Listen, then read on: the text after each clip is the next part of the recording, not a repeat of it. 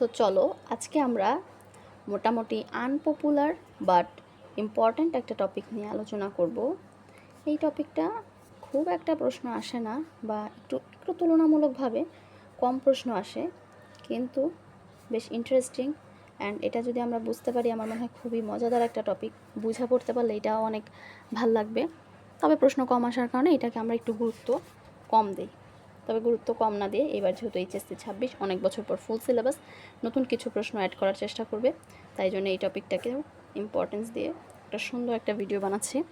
তোমরা এটা দেখো আর ভালো লাগলে শেয়ার করবা। তো চলো, রেফ্রিজারেটর হিট ইঞ্জিন বোঝার আগে আমরা নর্মাল হিট ইঞ্জিনটা আগে বুঝি। মনে করো এখানে একটু তাপ মানে কোনো বেশি তাপের কোনো বস্তু আছে বা যে কোনো মানে একটু পরিমাণে বেশি তাপ আছে। হ্যাঁ, এখানে তাপের পরিমাণ বেশি এবং এখানে তাপের পরিমাণ কম। সেই ক্ষেত্রে যে ঘটনাটা ঘটবে, উচ্চ তাপমাত্রার স্থান থেকে কম তাপমাত্রার স্থানের দিকে তাপের প্রবাহ ঘটবে। এটা কিন্তু আমরা হচ্ছে যে তাপগতিবিদ্যার যে প্রথম সূত্র সেখান থেকেই জানতে পারি। অ্যান্ড এটা খুব ন্যাচারাল একটা ব্যাপার, মানে এটা ঘটবেই, এটা প্রকৃতি থেকেই মানে আসছে যে উচ্চ তাপমাত্রা থেকে নিম্ন তাপমাত্রার দিকে তাপের প্রবাহ ঘটে। এটার জন্য এক্সট্রা কোনো ফোর্স বা এক্সট্রা কোনো কিছু করার প্রয়োজন নাই, এটা স্বাভাবিকভাবেই সবসময় ঘটবে। যেমন ধরো যে তুমি এখানে 0 ডিগ্রি সেলসিয়াস তাপমাত্রার এক খণ্ড বরফ রাখলা, তাহলে কি ঘটবে, এই বরফটার আর এই পাশে হচ্ছে বা বড় এইখানে একটা 100 ডিগ্রি সেলসিয়াস তাপমাত্রার পানি মানে ফুটন্ত গরম পানি রাখি, তাহলে কোন মানে এই ন্যাচারাল ঘটনাটা হচ্ছে যে উচ্চ তাপমাত্রার স্থান থেকে নিম্ন তাপমাত্রার স্থানের দিকে তাপের প্রবাহ ঘটবে। এইভাবে উচ্চ তাপমাত্রার স্থান থেকে নিম্ন তাপমাত্রার স্থানের দিকে তাপ যাবে। এটা একটা খুবই স্বতঃস্ফূর্ত ঘটনা, ন্যাচারাল। কিন্তু এই যে নিম্ন তাপমাত্রা থেকে উচ্চ তাপমাত্রার স্থানের দিকে কোনো স্বাভাবিক পদ্ধতিতে বা ন্যাচারালি এটা ঘটে না, এটার জন্য এক্সট্রা ফোর্সের প্রয়োজন হয়। এই যে স্বাভাবিকভাবে ঘটলো, এই যে রেড কালার দিয়ে দেখাচ্ছি আমি, এইটাই হচ্ছে হিট ইঞ্জিনের বা স্বাভাবিক ব্যাপারটা, যেটা আমরা মানে মোটামুটি বুঝি। আর একটু প্যাচ লাগে যেটা, সেইটাই হচ্ছে এই যে নিম্ন তাপমাত্রার স্থান থেকে উচ্চ তাপমাত্রার স্থানে তাপের প্রবাহ। এটা কিন্তু বারবার বলতেছি আমি, স্বাভাবিকভাবে ঘটে না। এখানে আমাদেরকে এক্সট্রা কোনো কিছু অ্যাড করতে হবে, এক্সট্রা কোনো বল প্রয়োগ করতে হবে বা ইলেকট্রিক ফোর্স দিতে হবে বা যে কোনো কিছু হতে পারে। তো ওইটা বোঝার আগে আমরা বুঝবো এই যে ন্যাচারাল যে হিট ইঞ্জিনটা সেটা। মনে করো এখানে একটা ইঞ্জিন আছে এবং এখানে ইঞ্জিনে হচ্ছে তাপ দেওয়া হবে, এখান থেকে সেই তাপ আবার এক্সিট করবে বা অপসারিত হবে। তাহলে সেই ক্ষেত্রে এটা হচ্ছে উচ্চ তাপমাত্রার উৎস, উচ্চ তাপমাত্রার উৎস। এখানে তাপের পরিমাণ কি বেশি থাকবে, উৎসতে সবসময় তাপের পরিমাণ বেশি থাকবে, তাপমাত্রাও বেশি থাকবে। তাপ যেখানে বেশি সেখানে তাপমাত্রাও বেশি, এবং এটাকে আমরা সবসময় Q1 দিয়ে প্রকাশ করব। মানে যত ইনপুট আছে যে তাপ দেওয়ার ব্যাপারগুলো, সেগুলোকে আমরা Q1 T1 দিয়ে প্রকাশ করব। এবং তাপ যেটা নির্গত হবে বা এই যে গৃহীত তাপ, সেটা হচ্ছে নিম্ন তাপমাত্রা। এই নিম্ন তাপমাত্রাগুলি হিট ইঞ্জিনের ক্ষেত্রে আমরা T2 দ্বারা প্রকাশ করি। উৎস হতে প্রযুক্ত তাপ, মানে উৎস এই তাপটা প্রয়োগ করছে। এখন যদি এই বিষয়টাকে আমরা একটা রেখাচিত্রের মাধ্যমে দেখি, তাহলে হবে হচ্ছে এরকম যে এইখানে Q1 তাপ দেওয়া হলো, তারপর এটা দুইটা ভাগে ভাগ হয়ে গেল। মানে এই Q1 তাপের ফলে বা সাহায্যে আমরা দুইটা জিনিস পাচ্ছি, একটা হচ্ছে Q2 আর একটা হচ্ছে কৃতকাজ। এখানে আমি উল্লেখ করতে ভুলে গেছি যে এই যে Q1 তাপ দেওয়া হচ্ছে উৎস থেকে, এই তাপের ফলে কিন্তু একটা হচ্ছে যে তাপ গৃহীত হচ্ছে বা অন্য কোনো বস্তু নিয়ে নিচ্ছে, একটা তাপ Q2, এবং এর ফলে আরেকটা কার্য সম্পাদনও হচ্ছে, কোনো একটা কিছু হবে, মনে করো আয়তন বৃদ্ধি পাইলো বা এই যে কঠিন থেকে তরল হলো, এরকম কোনো একটা কাজ হবে। তাহলে আমরা লিখতে পারি যে Q1 = W + Q2। ঠিক সিমিলারলি একটুখানি এক্সচেঞ্জ করে আমরা আবার লিখি W = Q1 - Q2। এবার আসো 9-10 থেকে আমাদের শেখা একটি সহজ বিষয়, সেটা হচ্ছে ইটা বা কর্মদক্ষতা, যেটা ইন্টারে এসে আমরা আবার একটু চেঞ্জ করে বলি কি যে দক্ষতা। এটা 9-10-এই আমরা পড়ে আসছি যে এটা হচ্ছে কৃতকাজ ভাগ হচ্ছে প্রদত্ত যে প্রদত্ত কাজ বা একটু যেটা বেশি থাকে সেটা।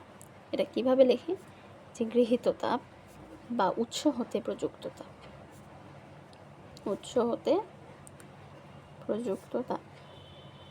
তাহলে এটা ইকুয়ালস টু এই যে আমরা পাইছি কৃতকাজ ডাব্লু এবং গৃহীত তাপ Q1, সেটাকে এখন এই যে ডাব্লুটাকে আমরা কীভাবে লিখব Q1 মাইনাস Q2, এটাকে আবার হচ্ছে যে এভাবেও লিখতে পারো যে T1 minus T2 by T1। এটা কোথা থেকে আসলো? এটা আসলো এইভাবে, এই যে আমরা আরেকটা সূত্র জানি যে Q1 by Q2 equals to T1 by T2। এই কনসেপ্টটা থেকে এইটা লেখা যায়। তারপর এইটাকে একটু চেঞ্জ করে আমরা লিখি যে 1 মাইনাস, যেই সূত্রটা আর কি আমরা মেনলি মুখস্থ করি। অ্যান্ড এই মুখস্থ করার সময় আমাদের প্যাচ লাগা যায় যে কোনটা আমরা Q1 ধরবো, কোনটা আমরা Q2 ধরবো। বাট একটু যদি আমরা এই ব্যাপারটা বুঝে নেই তাহলে আর এই প্রবলেমটা হবে না। তুমি সবসময় হচ্ছে তুমি মনে রাখবা যে Q1 হচ্ছে উৎস আর Q2 হচ্ছে ত্যাগ করা বা বর্জিত তাপটা বা গৃহীত তাপটা, আর এটা হচ্ছে জাস্ট তাপমাত্রা। এইটুক যদি আমরা ভালোভাবে বুঝে থাকি তাহলে এখন আসো রেফ্রিজারেটরের ক্ষেত্রে। রেফ্রিজারেটরের ঘটনাটা সম্পূর্ণই হিট ইঞ্জিনের বিপরীত একটা ঘটনা, রিভার্স অফ হিট ইঞ্জিন। তাহলে এই যে হিট ইঞ্জিনের ক্ষেত্রে ইনপুট আউটপুট যা হবে এই রেফ্রিজারেটরের ক্ষেত্রে ঠিক তার উল্টো হবে। হিট ইঞ্জিনের ক্ষেত্রে ইনপুট হচ্ছে উচ্চ তাপমাত্রা, মানে উৎসের তাপমাত্রা বেশি থাকে আমি যেটা বললাম, এবং আউটপুটটা হচ্ছে নিম্ন তাপমাত্রা, মানে উৎসের পরে যে এখানে তাপ আমরা দিই কিছুটা অপচয় হয়, যার কারণে তাপমাত্রা একটু কমে যায় বলছিলাম আমি। তো দেখো এবার রেফ্রিজারেটরে আসি। রেফ্রিজারেটরে ঠিক অপোজিট একটা বিষয়।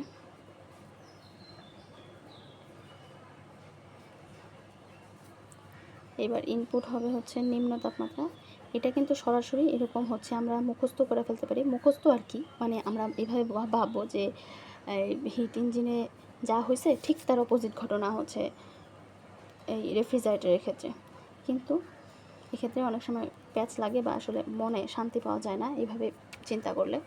তো সেই ক্ষেত্রে এটা হচ্ছে বোঝার প্রয়োজন আছে, কিন্তু ম্যাথ করার স্বার্থে বা দ্রুত পড়ার জন্য আমরা এটা মনে রাখতে পারি যে এটা হিট ইঞ্জিনের ঠিক অপোজিট ঘটনা। হিট ইঞ্জিনে যেহেতু ইনপুট উচ্চ তাপমাত্রা এবং এটি Q1, রেফ্রিজারেটরের ক্ষেত্রে ইনপুট হচ্ছে নিম্ন তাপমাত্রা এবং এটি হচ্ছে Q1, এবং মানে দুই ক্ষেত্রেই কিন্তু ইনপুট হচ্ছে Q1 এবং আউটপুট হচ্ছে Q2, এটারও আউটপুট হচ্ছে Q2। কিন্তু দেখো এটার ইনপুট হচ্ছে উচ্চ তাপমাত্রা এবং এটার আউটপুট হচ্ছে নিম্ন তাপমাত্রা, কিন্তু রেফ্রিজারেটরের ক্ষেত্রে নিম্ন তাপমাত্রা হচ্ছে Q1 এবং উচ্চ তাপমাত্রা হচ্ছে Q2, বা মানে ইনপুটটা হচ্ছে নিম্ন তাপমাত্রা, আউটপুটটা হচ্ছে উচ্চ তাপমাত্রা। তো চলো এটা একটু এখন হচ্ছে ডিটেলসে চিন্তা করি। ডিটেলসে চিন্তা করার ক্ষেত্রে যে বিষয়টা সেটা হচ্ছে, মনে করো তোমার বাসার একটা ফ্রিজ, এটা ওকে ফ্রিজের দুইটা কম্পার্টমেন্ট আছে। এই কম্পার্টমেন্টে মনে করো তুমি এক গ্লাস পানি শরবত রাখছো। এখন এটা কি, এটা হচ্ছে বরফ হবে। তো তোমাদেরকে একটা বিষয় বলি যে ফ্রিজের ভিতরে আমরা স্বাভাবিকভাবেই দেখি যে ফ্রিজ খুললে বা নর্মালি আমরা সবাই জানি যে ফ্রিজের ভেতরে তাপমাত্রা কম, এবং আমাদের এই যে ফ্রিজের বাইরের তাপমাত্রাটা এটা কিন্তু অপেক্ষাকৃত বেশি বা রুম টেম্পারেচার। এই রুম টেম্পারেচার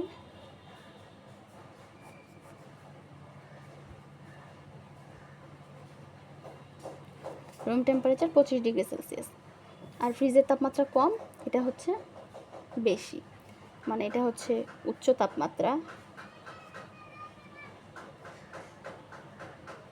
এবং এখানে আমরা হচ্ছে নিম্ন তাপমাত্রা। তোমরা যদি খেয়াল করো তোমাদের ফ্রিজের ক্ষেত্রে দেখবা যে বাইরে পিছনের দিকে একটা তার জালির মতো আছে, এরকম একটা আর কি খাঁচার মতো। ওইখান থেকে মূলত ওইটার ভিতরে একটা কি মোটরের মতো থাকে, বুঝছো? ওইখান থেকে তাপ এক্সিট করে, বাইরের দিকে বের হয়ে আসে। এবং একটু পুরাতন দিনের ফ্রিজগুলি যদি তোমরা দেখা থাকো তাহলে দেখবা যে দিনের একটা টাইমে বা রাতের দিকে এই ফ্রিজের যে আউটলেটটা এইগুলো দিয়ে তাপ বের হয় বা অনেক গরম থাকে, হাত দেওয়া যায় না এরকম। একটু এখন তো অনেক আপডেট হয়েছে, বাট অনেক পুরাতন দিনের ফ্রিজগুলিতে তোমরা এটা খেয়াল করবা। তার মানে কি, আসলে ফ্রিজের ভেতরে থাকে হচ্ছে নিম্ন তাপমাত্রা, এবং এই ফ্রিজ তার তাপমাত্রা কমানোর জন্য এই যে সবসময় যে ভিতরে একটা কম হিট রাখবে, এই জন্য কী করে, বাইরে তাপ অপসারণ করতেছে। অর্থাৎ নিম্ন তাপমাত্রা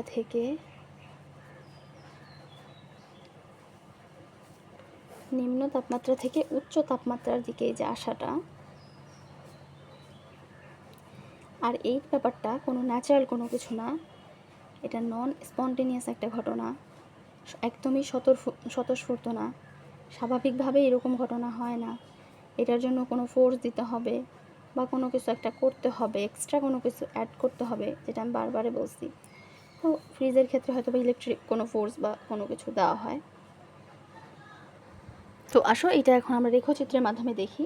তো দেখো এইটা কিন্তু মানে বোঝার আছে, এসির সাথেও আমরা এই ব্যাপারটা কম্পেয়ার করতে পারি। তবে ফ্রিজ দিয়ে, যেহেতু এটা রেফ্রিজারেটর টপিক, এই যে ফ্রিজের মধ্যে ঠান্ডা থাকে, কোনো একটা কিছুর তাপমাত্রা কম থাকে, আর বাইরে এই যে 25 ডিগ্রি সেলসিয়াস তাপমাত্রা, বাইরে যে তাপ ত্যাগ করতেছে, যে তাপ আদান প্রদান হচ্ছে, এটা কিন্তু ন্যাচারালি হওয়ার কথা না। এটা তাপগতিবিদ্যার দ্বিতীয় সূত্রতে বলে দিচ্ছে যে কোনো কিছু বাহ্যিক বল প্রয়োগ বা বাহ্যিকভাবে কোনো কিছু কম্প্রেসারের মাধ্যমে এটা ঘটবে, এটা প্রাকৃতিক কোনো ঘটনা নয়। তাহলে এসির ক্ষেত্রেও আমরা এরকম দেখি যে আমাদের ঘরের ভিতরের গরম বাতাসকে এসি বাইরে বের করে দেয়। এই জন্য কিন্তু এসি যখন আমরা চালাই তখন আমরা দরজা জানালা সব কিছু বন্ধ রাখতে হয়, না হলে হয় না।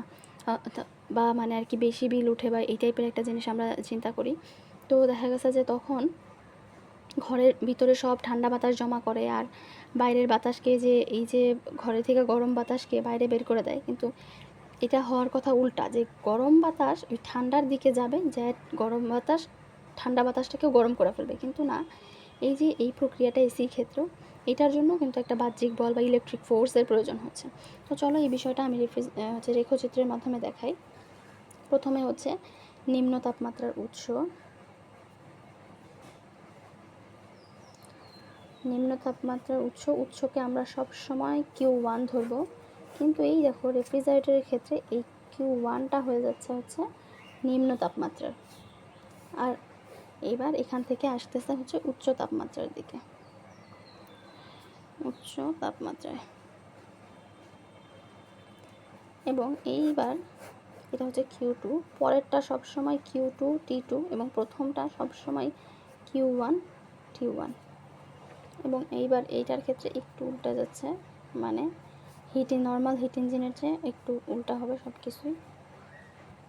এবার এইটাকে রেখাচিত্রের মাধ্যমে যদি চিন্তা করি, দেখো কি হয়েছে, প্রথমে Q1 আসছে, Q1 থেকে আগের বার আমরা কি কাজ পাইছি, আবার Q2 পাইছি, কিন্তু এইবার দেখো Q1 থেকে যখন Q2-তে আসছে তখন আর কাজ পাচ্ছি না, বরং এই Q1 থেকে Q2-তে আসার জন্যই আমাদেরকে আরও উল্টা করে ফোর্স দিতে হচ্ছে, আমাদেরকেই কাজ করতে হচ্ছে।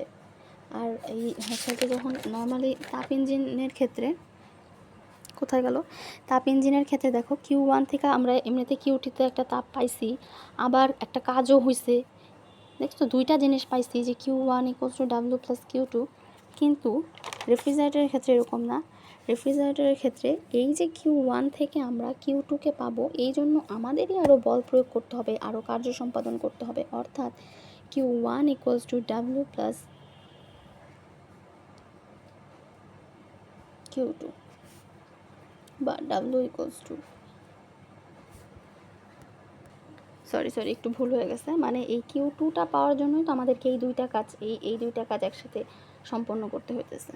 তো দেখো এইভাবে লিখি যে Q2 = W + Q1, মানে Q1 থেকে আমরা Q2-তে আসতেছি, মানে Q1 থেকে Q2 পাচ্ছি, এই কাজটা সম্পন্ন করার জন্য শুধুমাত্র এই Q2কে পাওয়ার জন্য আমাদেরকে আবার বলও প্রয়োগ করতে হচ্ছে।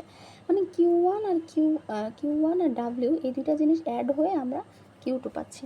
সেই ব্যাপারটাই নর্মালি এখানে লিখলাম। তারপরে দেখো W equals to Q2 minus Q1। এখানে তো বোঝার কিছু নাই, মানে বুঝতে কারো অসুবিধা হওয়ার কথা না। তো এই চ্যাপ্টারের একটাই মানে যে সহগ বা সূত্রটা নিয়ে আমাদেরকে গুরুত্বপূর্ণ যে কাজ করতে হয় সেটা হচ্ছে কে। আমি আর লিখতেছি না কে এর বাংলা ফরমেশন কি। বাংলা ফরমেশন হচ্ছে কার্যকৃত সহগ। কার্যকৃত সহগ ইকুয়ালস টু অপসারিত তাপ বাই সরবরাহকৃত তাপ। অপসারিত তাপ এই যে তাপ ত্যাগ করতেছে এটা কি Q1, আর সরবরাহকৃত কাজ W। উৎস হতে গৃহীত তাপ, অপসারিত তাপকে আমরা লিখতে পারি উৎস হতে গৃহীত তাপ।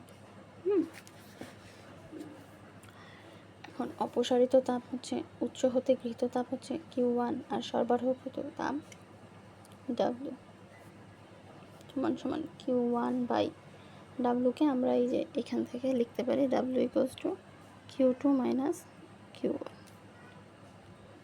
ব্যাস, তো এই ছিল বোঝার। আর এখানে কে এর মান অবশ্যই সবসময় 1 অপেক্ষা বেশি হবে এবং